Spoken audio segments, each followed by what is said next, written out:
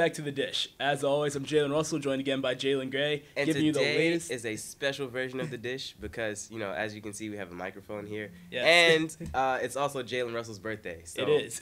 Happy birthday. But moving on, thank you. Moving on from that, some people are panicking right now. Memphis is 3-6. They're expected to always be a playoff team with their grinding out defense. Now that they're a championship team. But are you scared? Do you think they'll make the playoffs? They're currently sitting 12th in the West. It does not look good at all right now. I mean, they're sitting at 3-6. Was that like 12th in the West? Yeah. And I mean, they're 13th right now in points allowed. They're 25th in rebounds with Zebo and Marc Gasol. Like that's terrible. And they're also 30th in points per game.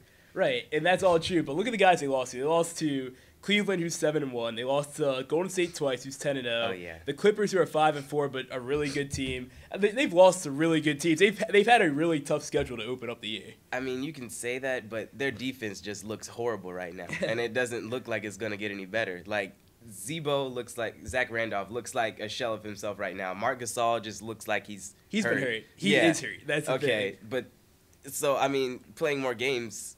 Do you think he's really going to get any better? I do. I think that he will rest up. I think that they'll kind of work him back into being healthy. And when you look at the guys on their team, you've got Mike Conley, Marc Gasol, Jeff Green, 3 guys that are supposed to be their top 4, top 5 shooters. They're all shooting 10% below their career averages. So they're just having a shooting slump as a team. They're going to get out of this. They also just traded away Udry for Mario Chalmers. I think Miami got the best of that deal. I think that they should expect more turnovers.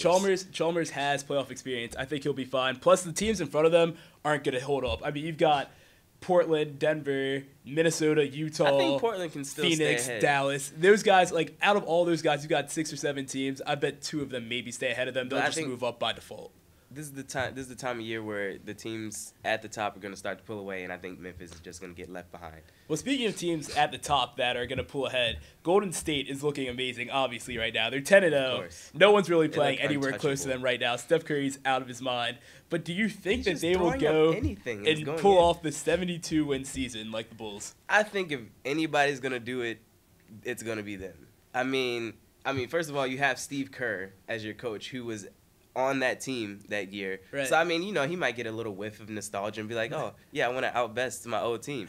So, I mean, and let's look at their schedule. It's kind of tough in the next 5 games. They have Toronto and the Clippers and Chicago on a back-to-back. But Toronto, they play them at home, so I don't really see Toronto beating them. Toronto's also 26th in assists. If you don't move the ball against this defense, you're not really going to beat them.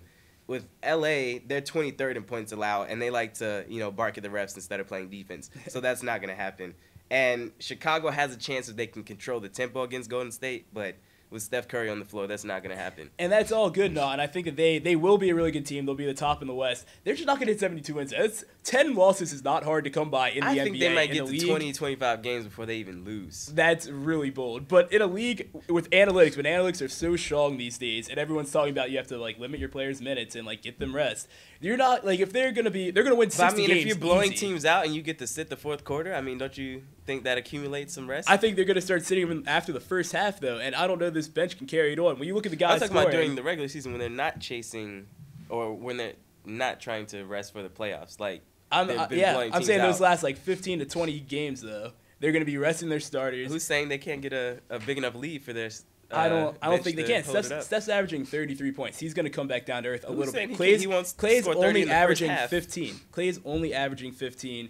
You've only got 2 guys on their team that's shooting under 42% from the field. All of that is going to come back down to earth. They're really good right now. They're going to be a really good team throughout the year. They're not going to go 72-10.